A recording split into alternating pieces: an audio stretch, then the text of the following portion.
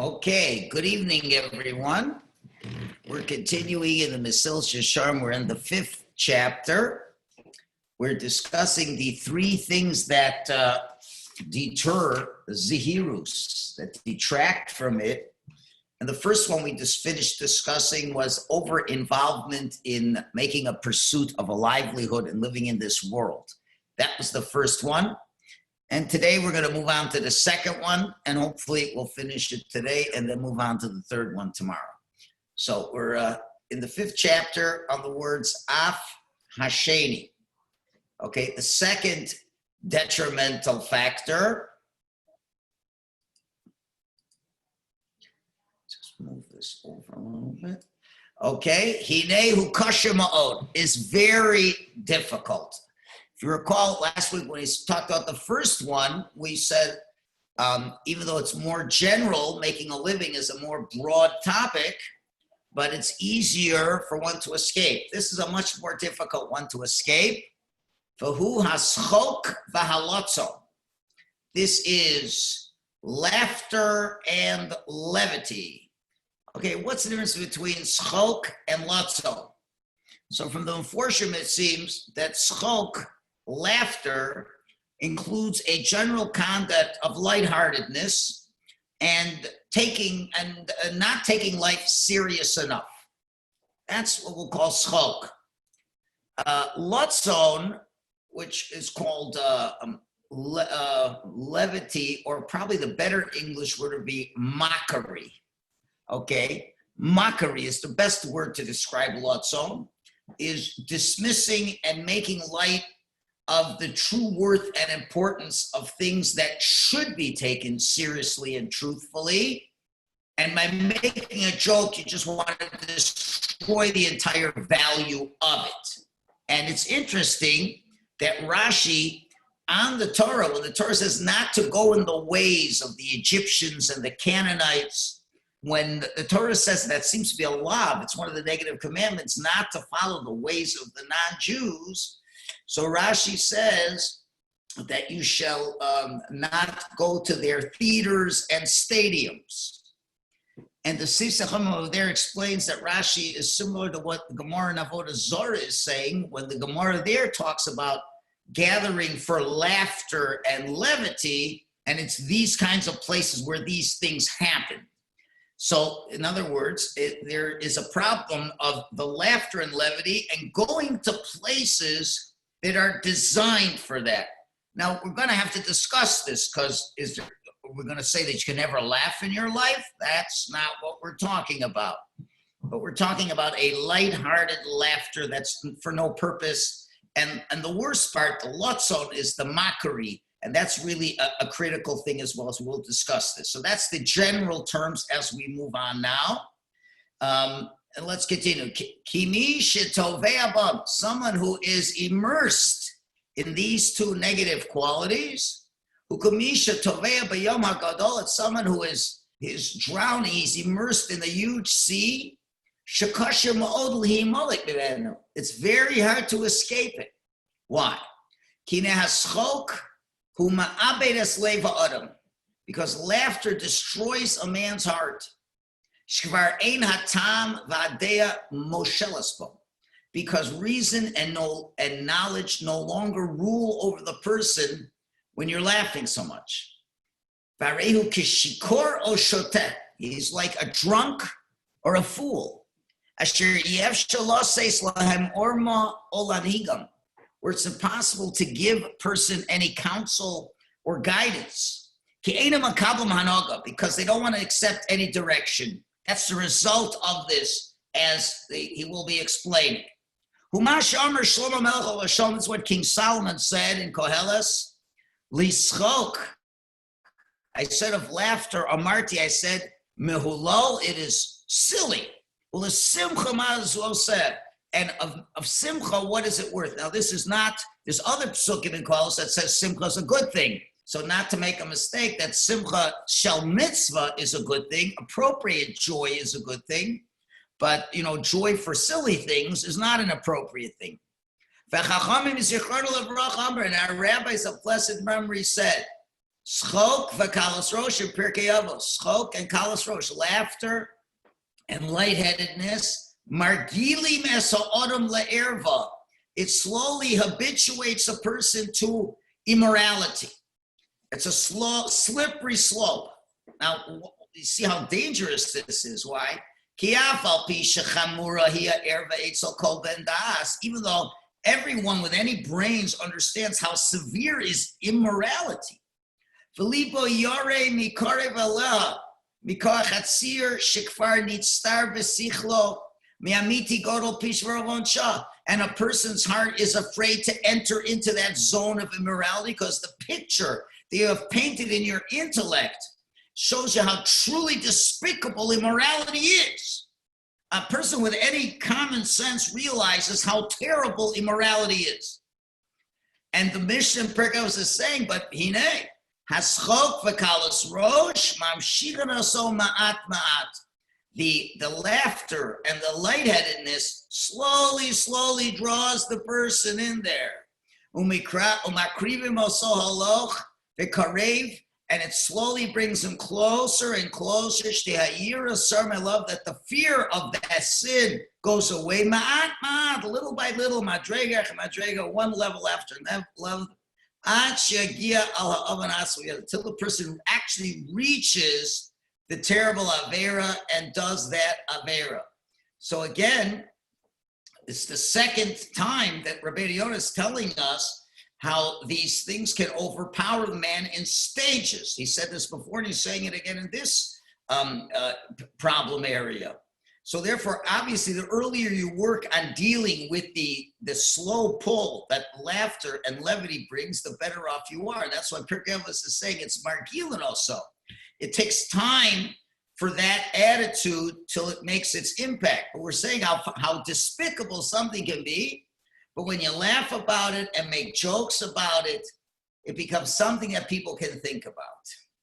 So that is really, unfortunately, it doesn't take a rocket scientist to figure out the terrible dangers in watching the type of comedy that exists nowadays. It's not the same like it was 50 years ago. It was a different type of comedy. This type of comedy is just, you can just lose your mind. It's just disgusting. Things that are mentioned regarding sexuality is a terrible thing. And it's all comes from jokes. And that's where comedy can create the worst things. The stand-up comedians who, as we see, they'll also will mock things. And we really, as we'll get into that as well, but when a person doesn't take anything seriously, then all the greatest, most important concepts are just thrown out the window, as we will continue to discuss.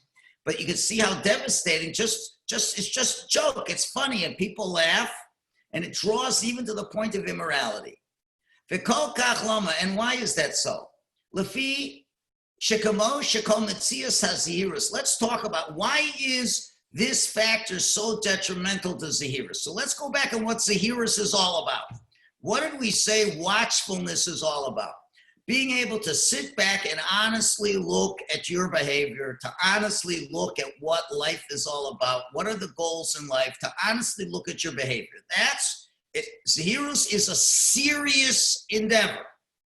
So therefore, Shekol Metzias HaZahirus Toli B'Simas HaLev Al the whole point of watchfulness is to pay attention, draw your heart to important issues. So so what's the whole idea of jokes and laughter? It's just to take a person's heart away from thinking straight and thinking deeply. So then thoughts of fear will never come to such a person. To make a proper cheshbon hanefesh, to have proper zahirus, it takes a tremendous amount of seriousness. So if we're lacking, if the overall attitude of life is that we're always looking for jokes and laughter, then it doesn't fit in the notion of taking anything seriously. Let's continue on the next page. Vitira. And you should consider koshi halotzo. Now he's focusing more on scoffing. V'hashchasa so harbe. And its tremendous destructive power of mockery. And listen to the metaphor he uses. Ki kamo hamogen hamashuach b'shemen. Okay, just mixed everything up here. That just like a shield that's smeared with oil. Asher yashmit v'yapu me'lav hachitzim. When someone shoots an arrow at a shield that's smeared with oil, what happens? When the arrow hits it, it gets totally deflected right off. And it takes it right down to the ground. It doesn't allow the arrow to hit the person. So just like the metaphor of the greasy shield deflects all the arrows, so is mockery is before the rebuke and the reprimands that are given. And he's basing this on a chazal, although he doesn't quote the chazal directly, but that's what he's implying. He belate sonos echad ubischok katan, because with one late sonos, one mockery, and one joke, yapil ha'adam me'alav ribui godol minais eres vispalus mashalei misor mispal biatzmo. That all the abundance of arousals and impressions that the heart was able to arouse and to come to on its own, and the person is beginning to seriously think of things. You're hearing a musar shmooze, or you're getting very serious about it, and you're really on the right track. Oh, shomo inyanim shiaru ala cheshma pishus hamaisim, where you hear things that tell you to examine your ways, and one joke just knocks it off. I remember many, many years ago, I gave a drush in another shul. It was a very powerful drush about morality and about how the Yetzer Hara works and all these things. And there was one line of the discussion was talking about Adam and Chava who didn't have any clothes on, whatever. And then as soon as I finished the drush, somebody popped off a one-liner that's not worthy to say over, and the whole drush was out the window. And everybody was talking about the great joke that the guy made, and all the effort that was expended on it was just lost. And that's the danger of this. It doesn't let any musar get in, and we'll see why in a minute. That's what makes so powerful. The first problem of being over-involved in the world doesn't mean you mock these ideas. You just don't have time to deal with them. It's not on your radar because you're not setting aside time. You're not learning what has to be learned. You don't understand, and you're not having time to think about it. Here, the fellow is making a joke and a mockery over the whole concept. Ubikoach haleitzanus, and through the power of that mockery, yapil hakol aretz, everything falls to the ground. V'lo yasaba roshim klal. And all those words of tochacha and rebuke and understanding and arousal to do tshuva, it doesn't make an imprint at all. And why is that? It's not because the matters are not important. And it's not because they're hard things to understand for the heart to understand. But the power of mockery that destroys all concepts of ethics and fear of Hashem. That's what does it. It could be the most serious idea, but that's the power of levity that demolishes all this. And this is the real yesod of Leitzanus. Leitzanus is to take something that really is of value and to say it doesn't have any value. Something that's genuinely important, and you're either saying it's not important or you're minimizing the important, you're taking away the value that's there. The whole idea of tochacha, rebuke, from the word mochiach, is to show the importance of something.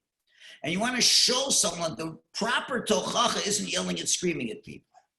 It's showing the person how important the concept is, making the person aware of the importance of the concept. And then when the person makes a joke, what he's trying to do often is to minimize that importance and to say this is not a value. This is really the attribute of Amalek. That's when we talk about to remember Amalek. What is so terrible about Amalek? Amalek's power was, as the Midrashim tell us, just like you have to strike a latz. We'll talk about that in a minute. If to strike the scoffer, so Amalek has to be destroyed. Imagine the entire Jewish world was in awe of the Jewish people. God destroyed Egypt. It was clear as day that there's a God in this world who showed that he's in control of every aspect of his world. All through the Yetzias Mitzrayim, the Jews are marching their way for Kabbalah Satir. Every nation in the world is shuddering. The sea was split. I mean, this is incredible power. So if you want to sum up a lace, it's 2 words. Big deal. That's what they say. Big deal. And they say, yeah, God, it's nothing. It's nothing. And we'll show it to you. We'll go and attack them. Now, of course, we know what happened. They got destroyed. But what did Rashi tell us there? They cooled down everybody's fear. That was the goal. They knew they weren't going to win. That was impossible to win. But to make a joke out of it, that they could do. To make that mockery. And that's the difficulty where there can be a very important concept and you have incredible ideas of Musar and people begin to get a little Yirah Shamayim. But then all of a sudden when you're saying, but this isn't important, then if it's not important and you make a joke about it, then the whole thing is pushed away. Now, to be clear, this doesn't mean that all forms of laughter are not appropriate, because we know that there were certain tzaddikim with like a little joke before the learning to open up people a little bit so their hearts would be open a little bit. And there's nothing wrong with that. Certain things that are meant to bring legitimate joy is fine. But, to have people laugh, for no real constructive purpose and to bring a person to a point where they begin to see that life isn't important. That's when it becomes dangerous. And specifically with this mockery, when you are debasing something that has a value, and when you're making light of things that are really emistic, and people are saying it's not such an important thing, that's when it becomes very destructive. And the prophet Isaiah was screaming like a crane. He saw himself. He saw that his rebukes had no way of getting into people. Shiasaroshem, to be able to make some kind of a mark, because it was because of this mockery. And that caused them to have any hope. The sinners could have any hope of tshuva. And that's what the prophet Isaiah said. And now, al tislotzetzu, do not be mockers, lest your sufferings have to be strengthened. You see, people's emunah has to be very strong. It has to be so strong that nothing can push it away. But the way of the wicked is to try to find some little crack in the emunah, some way, some excuse to close their eyes from seeing reality. For example, Paro. All the things with Paro. What was Paro? I mean, Moshe's come with God on his side. How could Paro debate this and all these things that were happening? So what does Paro have? He says, my magicians can do it too. God turned everything into blood. He turned fruits into blood. Everything was blood. And your magicians just take a little bit of stuff in a glass of water and make it into blood? You really are comparing what the magicians were doing to what Moshe and Hashem were able to do? But once you can just make a little bit of a crack in the armor, as it were. So, and listen, I have sorcerers too. So then that doesn't really matter. He doesn't care anymore. Aaron comes and he throws his staff down to a snake person. I can do the same thing too. We can make snakes too. Then Aaron turned around and his snake turned into a stick. and swallowed up all the snakes as a stick. It doesn't matter. Once he was able to minimize the greatness there, that's all that mattered. That's why Moshe had to say that the slaying of the firstborn would be at approximately midnight, even though he knew exactly when midnight was. But he knew the Egyptians would be off in their calculations by a minute or two, and then they say, see, it's not true. So if you don't want things to be true, so you make jokes and minimize these things. And that is, unfortunately, man's nature if he wants to avoid being shown the wrong things in life that they are doing. And that's what has to be overcome. Now, again, you have to realize that rebuke is a very rational thing. You're very logical. And it's so upsetting that you're talking to a person logically and the person's just making jokes. Now, once the person's making jokes, you're not dealing rationally anymore. So if you're not dealing rationally, then who are you dealing with? You're dealing with a person who's acting like an animal insofar as he doesn't want to let his mind dictate the realities that's going on. And that's why Chazal say that one good joke could take off 100 rebukes. And therefore, this pasuk says at the end that Hashem has to punish us for this. This is a very difficult thing. So the Navi is pleading with us. The Navi is saying, stop making mockery and jokes out of everything. Because when you've made a mockery and jokes out of everything, then there's very little solution to this problem. There's only one thing that can deal with this, and you got to get walloped over the head by God. And why? And that's you find in many examples. But the one thing is not a joke. When you're dying, it's not a joke. When you lose all your money, it's not a joke. These things are not funny anymore. That's where it seems you're forcing Hashem to use no other means but that. That's why the story of Korah, for example, there's a number of events that happened in Parshas Korah that showed that Aaron was the correct Kohen and the tribe of Levi are the special tribe. A number of things happened, and the order of how they happened is instructive. When the people were, complaining against Aaron, so we know what happened. The whole showdown with the Ketores and the horrific results: a fire coming out, burning up 250 people, the earth opening up and swallowing up Korach and his followers, and then people. After that, then came the idea of putting out the sticks in the Ohel Moed, and the stick of Aaron blossomed. So the question is, why wasn't it done the other way around? Why didn't you just start with the sticks to see if the sticks would blossom? The answer is one of Korach's modus operandi was he was making jokes out of everything. He would not allow to have a serious debate, although he was a scholar. He did not allow Moshe to scholarly debate himself on this issue. He stayed away and he was just making jokes. As long as you're making jokes, whatever proof you'll bring will be pushed aside. If Moshe would have said, you think you want to be the leader? Let's just all bring a stick and put it in the Ohel Moed and let's see which stick comes out and flowers. Well, Korach, being in a jokey mood, he would just joke it off and make some kind of joke and say, well, Moshe's a guy who knows how to play around with sticks. So he's a stick macher.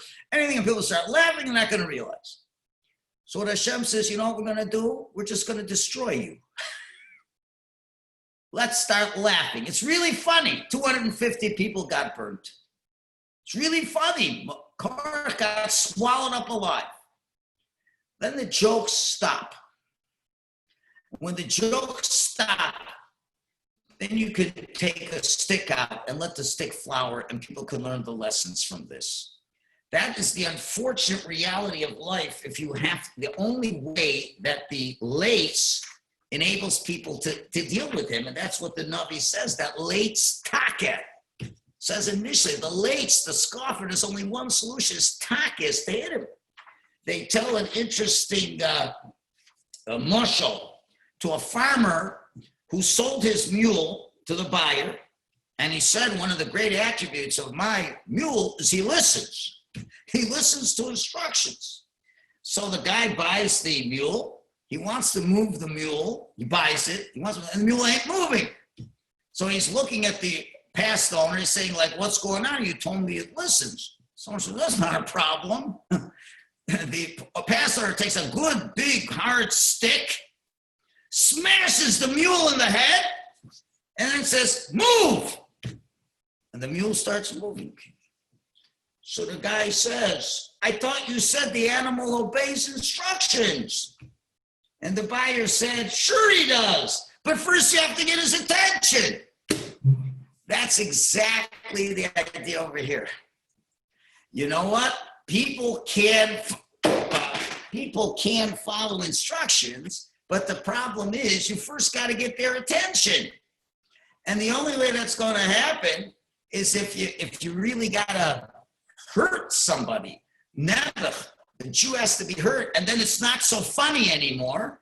Then, of course, a person will be able to listen. And that's the only way to deal with the lates. The people who make jokes about everything. You know, unfortunately, you know, during this COVID-19 outbreak, there's you know, many people take it serious and many people think it's a joke. And a couple months ago, many people thought it was a joke. You know, people are, oh, they're being too serious, this and that, and all kinds of jokes. And never, when a lot of people start dying, it isn't a joke anymore. And even then, there'll be some people who still make jokes. But that's the idea. People are being very reckless and careless. Even today, you know, you understand the wisdom of the rabbis. The rabbis were discouraging. Many were, not all, but in my camp at least, that we were discouraging these outside minions and this and that.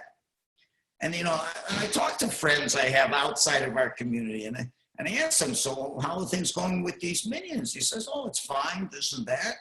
I said, yes. He says, yeah, there's 2 houses, and it's 5 in one house. And I said, how many in the other house? He said, well, I was like about 20 people. I said, what about the social distancing? Well, yeah, I think maybe we have to do something about it. In other words, people, they kind of make a joke out of it. You can make a joke about pikuach nefesh. You know, and again, Baruch Hashem, as far as I know, I don't know any real frum people who died in Toronto, which is a blessing, but it also is a shtickle, not a blessing. Chas v'shalom, but until somebody really dies, no one's going to take it seriously. In New York, many people took it seriously. People in the 5 towns took it seriously. When 55 people in your shul die, you take it seriously. Nobody dies, you still think it's a joke. Not a smart person will take things seriously without having to be hit. But if that's not going to be the solution, unfortunately, that is going to be the problem. And that's what I talked about yesterday. I said, you know, before we come back into the shul, we have to have a game plan in dealing with the spiritual component over here. And still, many people feel it's a joke. As long as you feel it's a joke, you can never really get serious about it. And that's, unfortunately, what the Navi is screaming out and saying. If you keep making a mockery of things and you don't want to put your mind to things, you're not leaving HaKadosh Baruch Hu much of a choice. And when there isn't a choice, then only the last measure can be had. And HaKadosh Baruch Hu does not relish at having to give us that type of musar. We have to be smart enough to not be sucked into those kinds of jokes. Okay, we're going to stop it over here for tonight. Tomorrow we're going to look at a very interesting understanding of a Mishnah in Pirkei Avos that will tie in this idea where the rabbi said they found nothing greater than silence. And we'll see how that ties in. We'll talk about a few more ideas of the jokesters, and then we'll move on to the next detraction. Okay, have a good night, everybody.